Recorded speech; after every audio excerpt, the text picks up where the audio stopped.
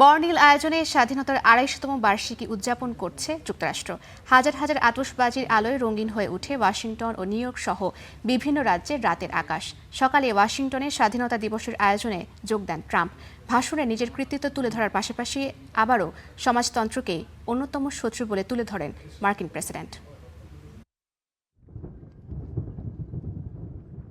মার্কিন সময় ৪ জুলাই মধ্যরাতে আতশবাজির বর্ণিল রঙে রঙিন হয়ে ওঠে ওয়াশিংটনের আকাশ।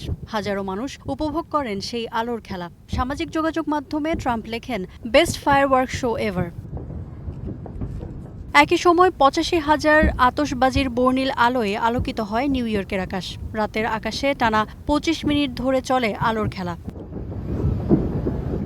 সকালে ওয়াশিংটন ডিসির আকাশে ওড়ে প্রেসিডেন্ট ট্রাম্পের বিমান এয়ারফোর্স ওয়ান। এ সময় প্রেসিডেন্টের বিমানকে মহড়া দিয়ে নিয়ে যায় ৪টি F-22 র্যাপ্টর যুদ্ধবিমান। ঝড়ের কারণে কিছুটা দেরিতেই ওয়াশিংটনের ন্যাশনাল মলে আয়োজিত স্বাধীনতার ২৫০তম বার্ষিকীর অনুষ্ঠানে পৌঁছান ট্রাম্প, যাতে উপস্থিত ছিলেন যুক্তরাষ্ট্রের ইতিহাসে বিভিন্ন যুদ্ধে যোগ দেওয়া সেনা সদস্য ও নাসার আর্টেমিস মিশনের ২ ক্রু।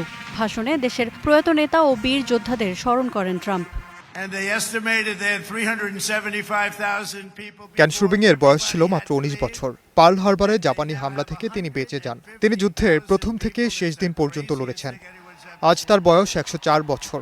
ক্যাপ্টেন শুবিং আজ এখানে উপস্থিত আছেন। তিনি সেই পতাকাকে স্যালুট জানাচ্ছেন, যা পার্ল হারবারে USS অ্যারিজোনার সঙ্গে ডুবে গিয়েছিল। আসছে নভেম্বরে যখন মধ্যবর্তী নির্বাচন, তখন স্বাধীনতার ২৫০তম বার্ষিকীর অনুষ্ঠানকে ট্রাম্প ব্যবহার করেছেন নির্বাচনী প্রচারের মতো। বক্তব্যে নিজের কৃতিত্ব তুলে ধরার পাশাপাশি আবারও সমাজতন্ত্রকেই অন্যতম শত্রু বলে তুলে ধরেছেন। বলেছেন, যুক্তরাষ্ট্রে সমাজতন্ত্রীদের কোনো সুযোগ নেই। ইফফাতিরা, স্টার নিউজ।